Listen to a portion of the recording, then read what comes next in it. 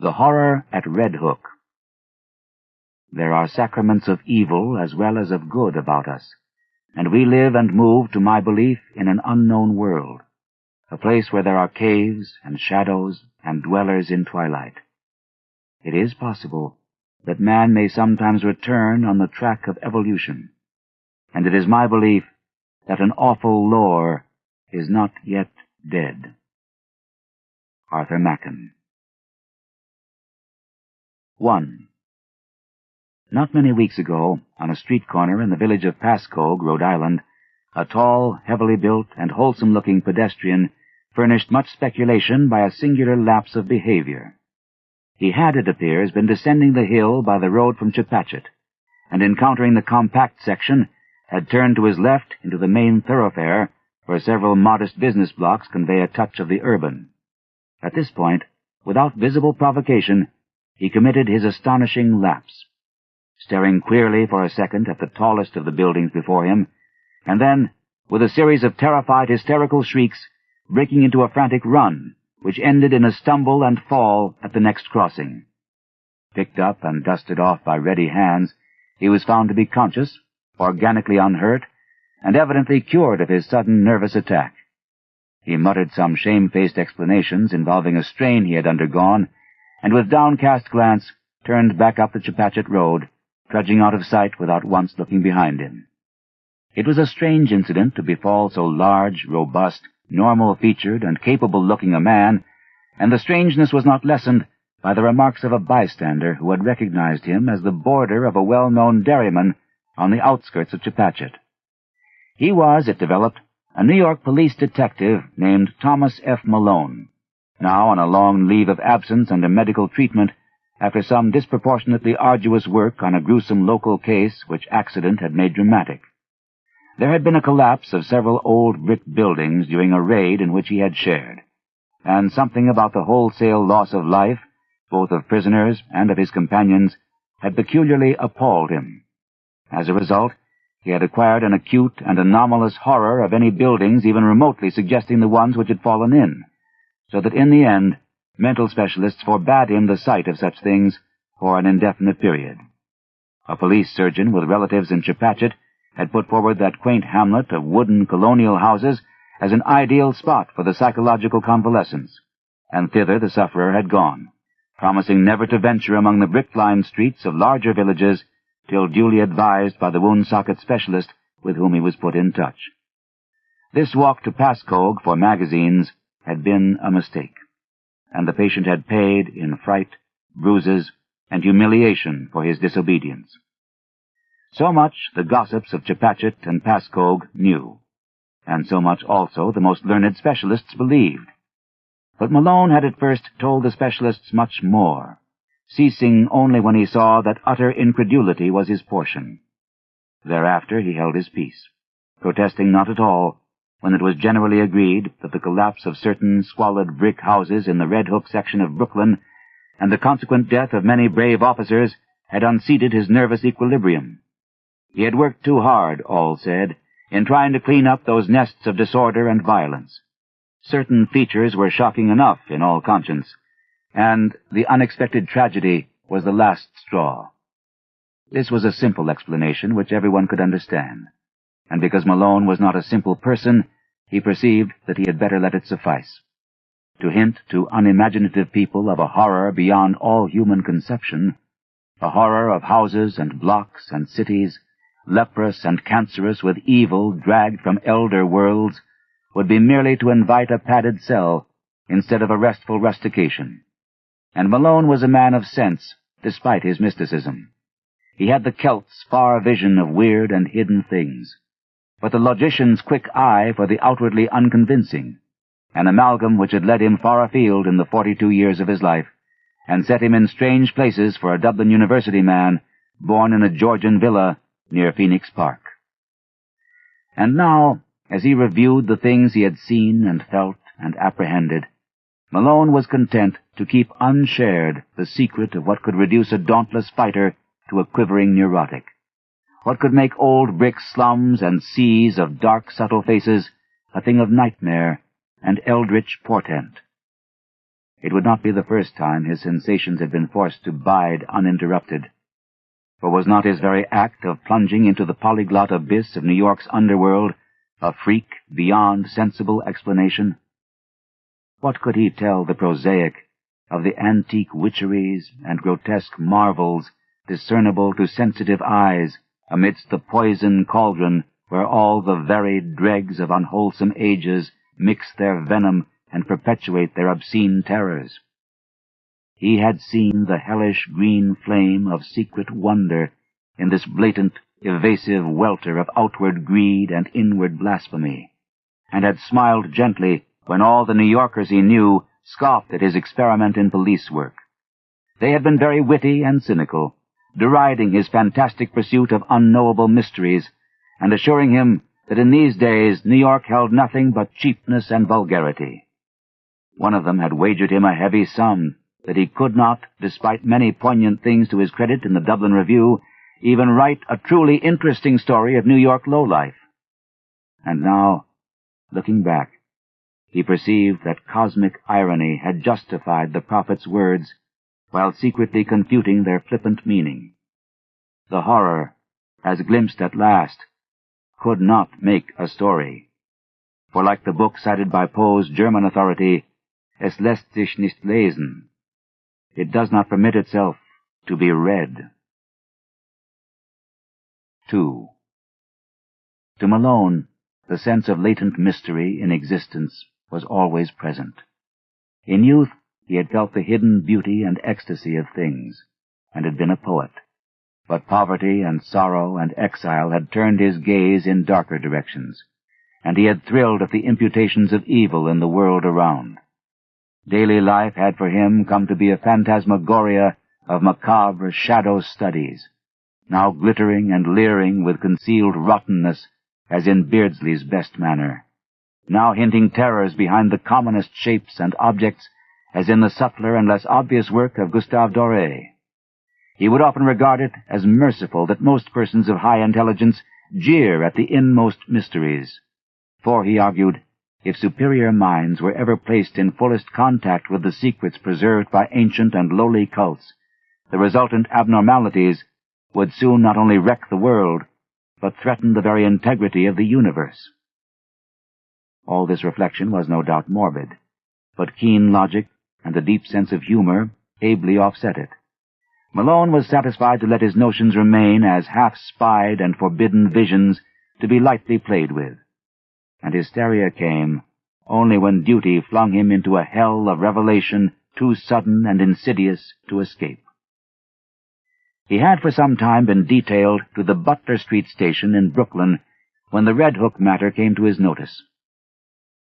Red Hook is a maze of hybrid squalor near the ancient waterfront opposite Governor's Island, with dirty highways climbing the hill from the wharves to that higher ground where the decayed lengths of Clinton and Court Streets lead off toward the Borough Hall.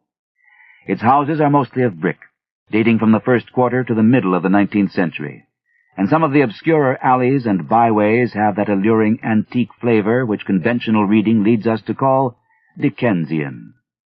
The population is a hopeless tangle and enigma, Syrian, Spanish, Italian, and Negro elements impinging upon one another, and fragments of Scandinavian and American belts lying not far distant. It is a Babel of sound and filth, and sends out strange cries to answer the lapping of oily waves at its grimy piers and the monstrous organ litanies of the harbor whistles. Here, long ago, a brighter picture dwelt, with clear-eyed mariners on the lower streets and homes of taste and substance where the larger houses line the hill. One can trace the relics of this former happiness in the trim shapes of the buildings, the occasional graceful churches, and the evidences of original art and background in bits of detail here and there. A worn flight of steps, a battered doorway, a wormy pair of decorative columns or pilasters, or a fragment of once green space with bent and rusted iron railing. The houses are generally in solid blocks, and now and then a many-windowed cupola arises to tell of days when the households of captains and ship-owners watched the sea. From this tangle of material and spiritual putrescence, the blasphemies of 100 dialects assailed the sky. Hordes of prowlers reel, shouting and singing along the lanes and thoroughfares. Occasional furtive hands suddenly extinguish lights and pull down curtains, and swarthy, sin-pitted faces disappear from windows when visitors pick their way through. Policemen despair of order or reform, and seek rather to erect barriers protecting the outside world from the contagion. The clang of the patrol is answered by a kind of spectral silence, and such prisoners as are taken are never communicative. Visible offenses are as varied as the local dialects, and run the gamut from the smuggling of rum and prohibited aliens through diverse stages of lawlessness and obscure vice to murder and mutilation in their most abhorrent guises. That these visible affairs are not more frequent is not to the neighborhood's credit, unless the power of concealment be an art demanding credit. More people enter Red Hook than leave it, or at least than leave it by the landward side, and those who are not loquacious are the likeliest to leave. Malone found in this state of things a faint stench of secrets more terrible than any of the sins denounced by citizens and bemoaned by priests and philanthropists. He was conscious, as one who united imagination with scientific knowledge, that modern people, under lawless conditions, tend uncannily to repeat the darkest instinctive patterns of primitive, half-ape savagery in their daily life and ritual observances. And he had often viewed with an anthropologist's shudder the chanting, cursing processions of blear-eyed and pock-marked young men which wound their way along in the dark, small hours of morning. One saw groups of these youths incessantly, sometimes in leering vigils on street corners, sometimes in doorways playing eerily on cheap instruments of music, sometimes in stupefied dozes or indecent dialogues around cafeteria tables near Borough Hall, and sometimes in whispering converse around dingy taxicabs drawn up at the high stoops of crumbling and closely shuttered old houses. They chilled and fascinated him more than he dared confess to his associates on the force, for he seemed to see in them some monstrous thread of secret continuity, some fiendish, cryptical, and ancient pattern utterly beyond and below the sordid mass of facts and habits and haunts listed with such conscientious technical care by the police. They must be, he felt inwardly, the heirs of some shocking and primordial tradition, the sharers of debased and broken scraps from cults and ceremonies older than mankind. Their coherence and definiteness suggested it, and it showed in the singular suspicion of order which lurked beneath their squalid disorder. He had not read in vain such treatises as Miss Murray's Witch Cult in Western Europe, and knew that up to recent years there had certainly survived among peasants and furtive folk a frightful and clandestine system of assemblies and orgies descending from dark religions antedating the Aryan world, and appearing in popular legends as black masses and witches' sabbaths. That these hellish vestiges of old Turanian Asiatic magic and fertility cults were even now wholly dead, he could not for a moment suppose, and he frequently wondered how much older and how much blacker than the very worst of the muttered tales some of them might really be. 3. It was the case of Robert Sidham which took Malone to the heart of things in Red Hook. Sidham was a lettered recluse of ancient Dutch family, possessed originally of barely independent means, and inhabiting the spacious but ill-preserved mansion which his grandfather had built in Flatbush when that village was little more than a pleasant group of colonial cottages surrounding the steepled and ivy-clad Reformed church, with its iron-railed yard of Netherlandish gravestones. In his lonely house, set back from Martent Street amidst a yard of venerable trees, Sidham had read and brooded for some 6 decades, except for a period a generation before, when he had sailed for the old world and remained there out of sight for 8 years. He could afford no servants, and would admit but few visitors to his absolute solitude, eschewing close friendships and receiving his rare acquaintances in one of the 3 ground-floor rooms which he kept in order, a vast, high-ceiled library whose walls were solidly packed with tattered books of ponderous, archaic, and vaguely repellent aspect. The growth of the town and its final absorption in the Brooklyn district had meant nothing to Sidam, and he had come to mean less and less to the town. Elderly people still pointed him out on the streets, but to most of the recent population he was merely a queer, corpulent old fellow whose unkempt white hair, stubbly beard, shiny black clothes, and gold-headed cane earned him an amused glance and nothing more. Malone did not know him by sight till duty called him to the case, but had heard of him indirectly as a really profound authority on medieval superstition, and had once idly meant to look up an out-of-print pamphlet of his on the Kabbalah and the Faustus legend, which a friend had quoted from memory. Sidam became a case when his distant and only relatives sought court pronouncements on his sanity. Their action seemed sudden to the outside world, but was really undertaken only after prolonged observation and sorrowful debate. It was based on certain odd changes in his speech and habits, wild references to impending wonders, and unaccountable hauntings of disreputable Brooklyn neighborhoods. He had been growing shabbier and shabbier with the years, and now prowled about like a veritable mendicant, seen occasionally by humiliated friends in subway stations, or loitering on the benches around Borough Hall in conversation with groups of swarthy, evil-looking strangers. When he spoke, it was to babble of unlimited powers almost within his grasp, and to repeat with knowing leers such mystical words or names as Sephiroth, Ashmodai, and Samael. The court action revealed that he was using up his income and wasting his principal in the purchase of curious tomes imported from London and Paris, and in the maintenance of a squalid basement flat in the Red Hook district where he spent nearly every night, receiving odd delegations of mixed rowdies and foreigners, and apparently conducting some kind of ceremonial service behind the green blinds of secretive windows. Detectives assigned to follow him reported strange cries and chants and prancing of feet filtering out from these nocturnal rites, and shuddered at their peculiar ecstasy and abandon despite the commonness of weird orgies in that sodden section. When, however, the matter came to a hearing, Sidam managed to preserve his liberty. Before the judge, his manner grew urbane and reasonable, and he freely admitted the queerness of demeanor and extravagant cast of language into which he had fallen through excessive devotion to study and research. He was, he said, engaged in the investigation of certain details of European tradition which required the closest contact with foreign groups and their songs and folk dances.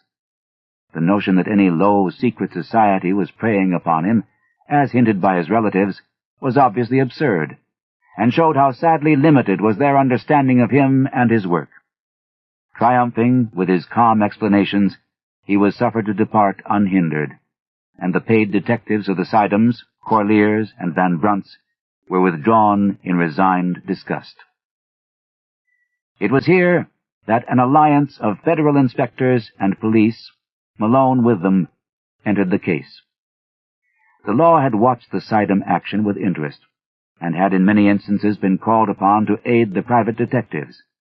In this work, it developed that Sidam's new associates were among the blackest and most vicious criminals of Red Hook's devious lanes, and that at least a third of them were known and repeated offenders in the matter of thievery, disorder, and the importation of illegal immigrants. Indeed, it would not have been too much to say that the old scholar's particular circle coincided almost perfectly with the worst of the organized cliques which smuggled ashore certain nameless and unclassified Asian dregs wisely turned back by Ellis Island. In the teeming rookeries of Parker Place, since renamed, where Sidam had his basement flat, there had grown up a very unusual colony of unclassified, slant-eyed folk who used the Arabic alphabet, but were eloquently repudiated by the great mass of Syrians in and around Atlantic Avenue.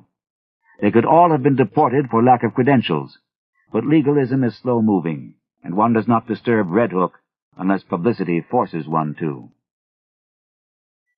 These creatures attended a tumble-down stone church, used Wednesdays as a dance hall, which reared its Gothic buttresses near the vilest part of the waterfront. It was nominally Catholic, but priests throughout Brooklyn denied the place all standing and authenticity, and policemen agreed with them when they listened to the noises it emitted at night. Malone used to fancy he heard terrible cracked bass notes from a hidden organ far underground when the church stood empty and unlighted, whilst all observers dreaded the shrieking and drumming which accompanied the visible services. Sidam, when questioned, said he thought the ritual was some remnant of Nestorian Christianity tinctured with the shamanism of Tibet. Most of the people, he conjectured, were of Mongoloid stock, originating somewhere in or near Kurdistan, and Malone could not help recalling that Kurdistan is the land of the Yazidis, last survivors of the Persian devil-worshippers. However this may have been, the stir of the Sidam investigation made it certain that these unauthorized newcomers were flooding Red Hook in increasing numbers, entering through some marine conspiracy unreached by revenue officers and harbor police, overrunning Parker Place and rapidly spreading up the hill, and welcomed with curious fraternalism by the other assorted denizens of the region.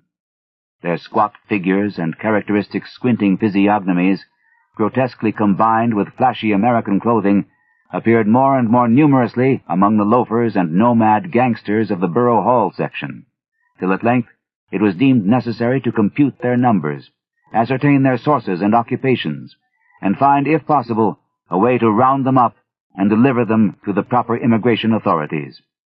To this task, Malone was assigned by agreement of federal and city forces, and as he commenced his canvass of Red Hook, he felt poised upon the brink of nameless terrors, with the shabby, unkempt figure of Robert Sidam as arch-fiend and adversary. 4. Police methods are varied and ingenious. Malone, through unostentatious rambles, carefully casual conversations, well-timed offers of hip-pocket liquor, and judicious dialogues with frightened prisoners, learned many isolated facts about the movement whose aspect had become so menacing. The newcomers were indeed Kurds, but of a dialect obscure and puzzling to exact philology. Such of them as worked lived mostly as dock-hands and unlicensed peddlers, though frequently serving in Greek restaurants and tending corner newsstands. Most of them, however, had no visible means of support, and were obviously connected with underworld pursuits, of which smuggling and bootlegging were the least indescribable. They had come in steamships, apparently tramp freighters, and had been unloaded by stealth on moonless nights in rowboats which stole under a certain wharf and followed a hidden canal to a secret subterranean pool beneath a house. This wharf, canal, and house Malone could not locate, for the memories of his informants were exceedingly confused, while their speech was to a great extent beyond even the ablest interpreters. Nor could he gain any real data on the reasons for their systematic importation. They were reticent about the exact spot from which they had come, and were never sufficiently off guard to reveal the agencies which had sought them out and directed their course. Indeed, they developed something like acute fright when asked the reasons for their presence. Gangsters of other breeds were equally taciturn, and the most that could be gathered was that some god or great priesthood had promised them unheard-of powers and supernatural glories and rulerships in a strange land. The attendance of both newcomers and old gangsters at Sidam's closely guarded nocturnal meetings was very regular, and the police soon learned that the erstwhile recluse had leased additional flats to accommodate such guests as knew his password, at last occupying 3 entire houses, and permanently harboring many of his queer companions. He spent but little time now at his Flatbush home, apparently going and coming only to obtain and return books, and his face and manner had attained an appalling pitch of wildness. Malone twice interviewed him, but was each time brusquely repulsed. He knew nothing, he said, of any mysterious plots or movements, and had no idea how the Kurds could have entered or what they wanted. His business was to study undisturbed the folklore of all the immigrants of the district, a business with which policemen had no legitimate concern. Malone mentioned his admiration for Sidam's old brochure on the Kabbalah and other myths, but the old man's softening was only momentary. He sensed an intrusion, and rebuffed his visitor in no uncertain way, till Malone withdrew disgusted and turned to other channels of information. What Malone would have unearthed, could he have worked continuously on the case, we shall never know. As it was, a stupid conflict between city and federal authority suspended the investigations for several months, during which the detective was busy with other assignments. But at no time did he lose interest, or fail to stand amazed at what began to happen to Robert Sidham. Just at the time when a wave of kidnappings and disappearances spread its excitement over New York, the unkempt scholar embarked upon a metamorphosis as startling as it was absurd. One day he was seen near Borough Hall with clean-shaved face, well-trimmed hair, and tastefully immaculate attire, and on every day thereafter some obscure improvement was noticed in him. He maintained his new fastidiousness without interruption, added to it an unwonted sparkle of eye and crispness of speech, and began little by little to shed the corpulence which had so long deformed him. Now frequently taken for less than his age, he acquired an elasticity of step and buoyancy of demeanor to match the new tradition, and showed a curious darkening of the hair, which somehow did not suggest dye. As the months passed, he commenced to dress less and less conservatively, and finally astonished his new friends by renovating and redecorating his Flatbush mansion, which he threw open in a series of receptions, summoning all the acquaintances he could remember, and extending a special welcome to the fully forgiven relatives who had so lately sought his restraint. Some attended through curiosity, others through duty, but all were suddenly charmed by the dawning grace and urbanity of the former hermit. He had, he asserted, accomplished most of his allotted work, and having just inherited some property from a half-forgotten European friend, was about to spend his remaining years in a brighter second youth, which ease, care, and diet had made possible to him. Less and less was he seen at Red Hook, and more did he move in the society to which he was born. Policemen noted a tendency of the gangsters to congregate at the Old Stone Church and Dance Hall instead of at the basement flat in Parker Place, though the latter and its recent annexes still overflowed with noxious life. Then 2 incidents occurred, wide enough apart, but both of intense interest in the case as Malone envisaged it. One was a quiet announcement in the Eagle of Robert Sidham's engagement to Miss Cornelia Garretson of Bayside, a young woman of excellent position and distantly related to the elderly bridegroom-elect, whilst the other was a raid on the dance hall church by city police, after a report that the face of a kidnapped child had been seen for a second at one of the basement windows. Malone had participated in this raid and studied the place with much care when inside. Nothing was found. In fact, the building was entirely deserted when visited, but the sensitive Celt was vaguely disturbed by many things about the interior. There were crudely painted panels he did not like, panels which depicted sacred faces with peculiarly worldly and sardonic expressions, and which occasionally took liberties that even a layman's sense of decorum could scarcely countenance. Then, too, he did not relish the Greek inscription on the wall above the pulpit, an ancient incantation which he had once stumbled upon in Dublin college days, and which read, literally translated, "O friend and companion of night, thou who rejoicest in the baying of dogs and spilt blood, who wanderest in the midst of shades among the tombs, who longest for blood and bringest terror to mortals, Gorgo, Mormo, thousand-faced moon, look favorably on our sacrifices." When he read this, he shuddered, and thought vaguely of the cracked bass organ notes he fancied he had heard beneath the church on certain nights. He shuddered again at the rust around the rim of a metal basin which stood on the altar, and paused nervously when his nostrils seemed to detect a curious and ghastly stench from somewhere in the neighborhood. That organ memory haunted him, and he explored the basement with particular assiduity before he left. The place was very hateful to him, yet after all, were the blasphemous panels and inscriptions more than mere crudities perpetrated by the ignorant? By the time of Sidham's wedding, the kidnapping epidemic had become a popular newspaper scandal. Most of the victims were young children of the lowest classes, but the increasing number of disappearances had worked up a sentiment of the strongest fury. Journals clamored for action from the police, and once more the Butler Street station sent its men over to Red Hook for clues, discoveries, and criminals. Malone was glad to be on the trail again, and took pride in a raid on one of Sidham's Parker Place houses, There, indeed, no stolen child was found, despite the tales of screams and the red sash picked up in the areaway, but the paintings and rough inscriptions on the peeling walls of most of the rooms, and the primitive chemical laboratory in the attic, all helped to convince the detective that he was on the track of something tremendous. The paintings were appalling, hideous monsters of every shape and size, and parodies on human outlines which cannot be described. The writing was in red, and varied from Arabic to Greek, Roman, and Hebrew letters. Malone could not read much of it, but what he did decipher was portentous and cabalistic enough. One frequently repeated motto was in a sort of Hebraized Hellenistic Greek, and suggested the most terrible demon evocations of the Alexandrian decadence.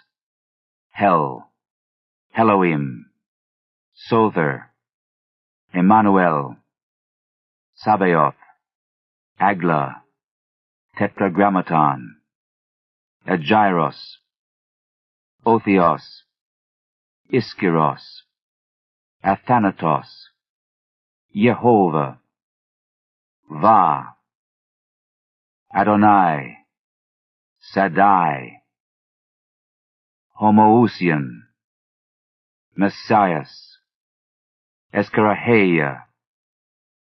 Circles and pentagrams loomed on every hand, and told indubitably of the strange beliefs and aspirations of those who dwelt so squalidly here. In the cellar, however, the strangest thing was found. A pile of genuine gold ingots covered carelessly with a piece of burlap, and bearing upon their shining surfaces the same weird hieroglyphics which also adorned the walls. During the raid, the police encountered only a passive resistance from the squinting Orientals that swarmed from every door. Finding nothing relevant, they had to leave all as it was.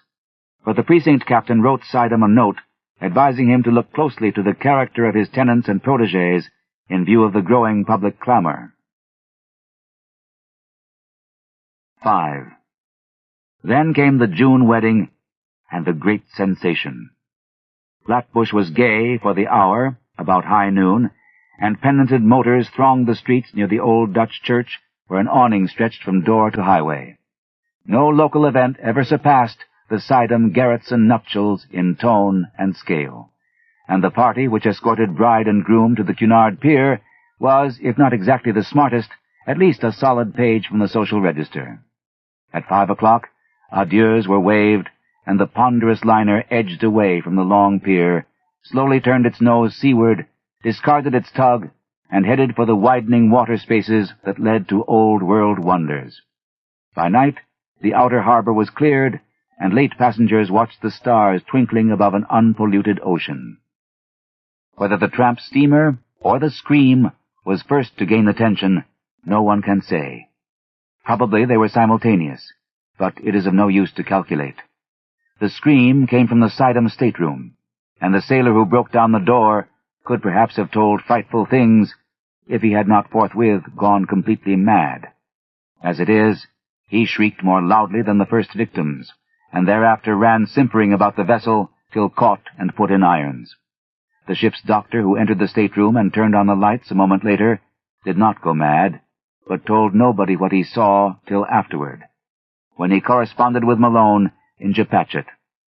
It was murder, strangulation, but one need not say that the claw mark on Mrs. Sidam's throat could not have come from her husband's or any other human hand, or that upon the white wall there flickered for an instant in hateful red a legend which, later copied from memory, seems to have been nothing less than the fearsome Chaldee letters of the word Lilith. One need not mention these things because they vanished so quickly. As for Sidam, one could at least bar others from the room until one knew what to think oneself. The doctor has distinctly assured Malone that he did not see it. The open porthole, just before he turned on the lights, was clouded for a second with a certain phosphorescence, and for a moment there seemed to echo in the night outside the suggestion of a faint and hellish tittering, but no real outline met the eye. As proof, the doctor points to his continued sanity. Then the tramp steamer claimed all attention. A boat put off, and a horde of swart, insolent ruffians in officers' dress swarmed aboard the temporarily halted Cunarder. They wanted Sidum or his body. They had known of his trip, and for certain reasons were sure he would die.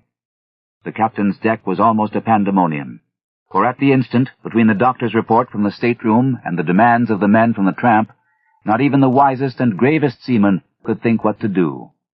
Suddenly, the leader of the visiting mariners, an Arab with a hatefully negroid mouth, pulled forth a dirty, crumpled paper and handed it to the captain. It was signed by Robert Sidum, and bore the following odd message. In case of sudden or unexplained accident or death on my part, please deliver me or my body unquestioningly into the hands of the bearer and his associates. Everything, for me and perhaps for you, depends on absolute compliance. Explanations can come later. Do not fail me now. Robert Sidum. Captain and doctor looked at each other, and the latter whispered something to the former. Finally they nodded rather helplessly, and led the way to the Sidum stateroom. The doctor directed the captain's glance away as he unlocked the door and admitted the strange seaman. Nor did he breathe easily till they filed out with their burden after an unaccountably long period of preparation. It was wrapped in bedding from the berths, and the doctor was glad that the outlines were not very revealing. Somehow the men got the thing over the side and away to their tramp steamer without uncovering it. The Cunarder started again, and the doctor and a ship's undertaker sought out the Sidum stateroom to perform what last services they could. Once more the physician was forced to reticence and even to mendacity, for a hellish thing had happened. When the undertaker asked him why he had drained off all of Mrs. Sidum's blood, he neglected to affirm that he had not done so. Nor did he point to the vacant bottle spaces on the rack, or to the odor in the sink, which showed the hasty disposition of the bottle's original contents. The pockets of those men, if men they were, had bulged damnably when they left the ship. 2 hours later, and the world knew by radio all that it ought to know of the horrible affair. 6. That same June evening, without having heard a word from the sea, Malone was desperately busy among the alleys of Red Hook. A sudden stir seemed to permeate the place, and as if apprised by grapevine telegraph of something singular, the denizens clustered expectantly around the dance-hall church and the houses in Parker Place. 3 children had just disappeared, blue-eyed Norwegians from the streets toward Gowanus, and there were rumors of a mob forming among the sturdy Vikings of that section. Malone had for weeks been urging his colleagues to attempt a general clean-up, and at last, moved by conditions more obvious to their common sense than the conjectures of a Dublin dreamer, they had agreed upon a final stroke. The unrest and menace of this evening had been the deciding factor, and just about midnight, a raiding party recruited from 3 stations descended upon Parker Place and its environs.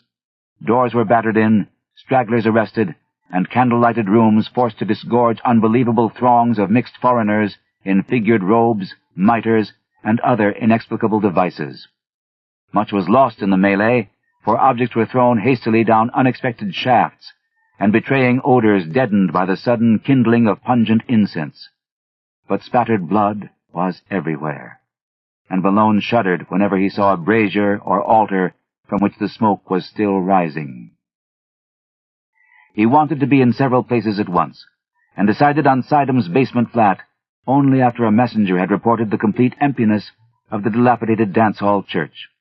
The flat, he thought, must hold some clue to a cult, of which the occult scholar had so obviously become the center and leader. And it was with real expectancy that he ransacked the musty rooms, noted their vaguely charnel odor, and examined the curious books, instruments, gold ingots, and glass-stoppered bottles scattered carelessly here and there. Once, a lean, black-and-white cat edged between his feet and tripped him, overturning at the same time a beaker half full of a red liquid. The shock was severe, and to this day Malone is not certain of what he saw, but in dreams he still pictures that cat as it scuttled away with certain monstrous alterations and peculiarities. Then came the locked cellar door, and the search for something to break it down. A heavy stool stood near, and its tough seat was more than enough for the antique panels. A crack formed and enlarged, and the whole door gave way.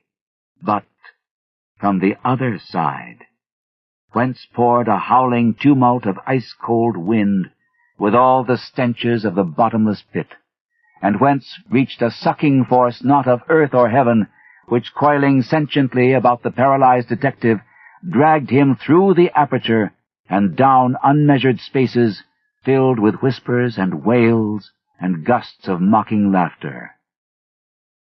Of course it was a dream. All the specialists have told him so, and he has nothing to prove the contrary. Indeed, he would rather have it thus, for then the sight of old brick slums and dark foreign faces would not eat so deeply into his soul. But at the time, it was all horribly real, and nothing can ever efface the memory of those nighted crypts, those Titan arcades, and those half-formed shapes of hell that strode gigantically in silence, holding half-eaten things whose still surviving portions screamed for mercy or laughed with madness. Odors of incense and corruption joined in sickening concert, and the black air was alive with the cloudy, semi-visible bulk of shapeless, elemental things with eyes. Somewhere, dark, sticky water was lapping at onyx piers, and once the shivery tinkle of raucous little bells pealed out to greet the insane titter of a naked, phosphorescent thing which swam into sight, scrambled ashore, and climbed up to squat leeringly on a carved golden pedestal in the background. Avenues of limitless night seemed to radiate in every direction, till one might fancy that here lay the root of a contagion destined to sicken and swallow cities, and engulf nations in the fetor of hybrid pestilence. Here cosmic sin had entered, and festered by unhallowed rites had commenced the grinning march of death that was to rot us all to fungus abnormalities too hideous for the grave's holding. Satan here held his Babylonish court, and in the blood of stainless childhood the leprous limbs of phosphorescent Lilith were laved. Incubi and succubi howled praise to Hecate, and headless moon-calves bleated to the Magna Mater. Goats leaped to the sound of thin, accursed flutes, and Aegipans chased endlessly after misshapen fawns over rocks twisted like swollen toads. Moloch and Ashtaroth were not absent, for in this quintessence of all damnation the bounds of consciousness were let down, and man's fancy lay open to vistas of every realm of horror and every forbidden dimension that evil had power to mold. The world and nature were helpless against such assaults from unsealed wells of night, nor could any sign or prayer check the Walpurgis riot of horror which had come when a sage with the hateful key had stumbled on a hoard with the locked and brimming coffer of transmitted demon lore. Suddenly, a ray of physical light shot through these phantasms, and Malone heard the sound of oars amidst the blasphemies of things that should be dead. A boat with a lantern in its prow darted into sight, made fast to an iron ring in the slimy stone pier, and vomited forth several dark men bearing a long burden, swathed in bedding. They took it to the naked phosphorescent thing on the carved golden pedestal, and the thing tittered and pawed at the bedding. Then they unswathed it, and propped upright before the pedestal the gangrenous corpse of a corpulent old man with stubbly beard and unkempt white hair. The phosphorescent thing tittered again, and the men produced bottles from their pockets and anointed its feet with red, whilst they afterward gave the bottles to the thing to drink from. All at once, from an arcaded avenue leading endlessly away, there came the demoniac rattle and wheeze of a blasphemous organ, choking and rumbling out the mockeries of hell in a cracked, sardonic bass. In an instant, every moving entity was electrified, and forming at once into a ceremonial procession, the nightmare horde slithered away in quest of the sound. Goat, satyr, and Aegipan, incubus, succuba, and lemur, twisted-toed and shapeless elemental, dog-faced howler and silent strutter in darkness, all led by the abominable naked phosphorescent thing that had squatted on the carved golden throne, and that now strode insolently, bearing in its arms the glassy-eyed corpse of the corpulent old man. The strange dark men danced in the rear, and the whole column skipped and leaped with Dionysiac fury. Malone staggered after them a few steps, delirious and hazy, and doubtful of his place in this or in any world. Then he turned, faltered, and sank down on the cold, damp stone, gasping and shivering as the demon organ croaked on, and the howling and drumming and tinkling of the mad procession grew fainter and fainter. Vaguely he was conscious of chanted horrors and shocking croakings afar off. Now and then a wail or whine of ceremonial devotion would float to him through the black arcade, whilst eventually there rose the dreadful Greek incantation whose text he had read above the pulpit of that dance-hall church. O friend and companion of night, thou who rejoicest in the baying of dogs, here a hideous howl burst forth, and spilt blood, here nameless sounds vied with morbid shriekings, who wanderest in the midst of shades among the tombs, here a whistling sigh occurred, who longest for blood and bringest terror to mortals, short, sharp cries from myriad throats. Gorgo, repeated as response. Mormo, repeated with ecstasy. Thousand-faced moon, sighs and flute notes. Look favorably on our sacrifices. As the chant closed, a general shout went up, and hissing sounds nearly drowned the croaking of the cracked bass organ. Then a gasp as from many throats, and a babel of barked and bleated words. Lilith, great Lilith, behold the bridegroom! More cries, a clamor of rioting, and the sharp, clicking footfalls of a running figure. The footfalls approached, and Malone raised himself to his elbow to look. The luminosity of the crypt, lately diminished, had now slightly increased, and in that devil light there appeared the fleeing form of that which should not flee or feel or breathe, the glassy-eyed, gangrenous corpse of the corpulent old man, now needing no support, but animated by some infernal sorcery of the rite just closed. After it raced the naked, tittering, phosphorescent thing that belonged on the carven pedestal, and still farther behind panted the dark men, and all the dread crew of sentient loathsomeness. The corpse was gaining on its pursuers, and seemed bent on a definite object, straining with every rotting muscle toward the carved golden pedestal, whose necromantic importance was evidently so great. Another moment, and it had reached its goal, whilst the trailing throng labored on with more frantic speed. But they were too late, for in one final spurt of strength, which ripped tendon from tendon, and sent its noisome bulk floundering to the floor in a state of jellyish dissolution, the staring corpse, which had been Robert Sidom, achieved its object and its triumph. The push had been tremendous, but the force had held out, and as the pusher collapsed to a muddy blotch of corruption, the pedestal he had pushed tottered, tipped, and finally careened from its onyx base into the thick waters below, sending up a parting gleam of carven gold as it sank heavily to undreamable gulfs of lower Tartarus. In that instant, too, the whole scene of horror faded to nothingness before Malone's eyes, and he fainted amidst a thunderous crash which seemed to blot out all the evil universe. 7.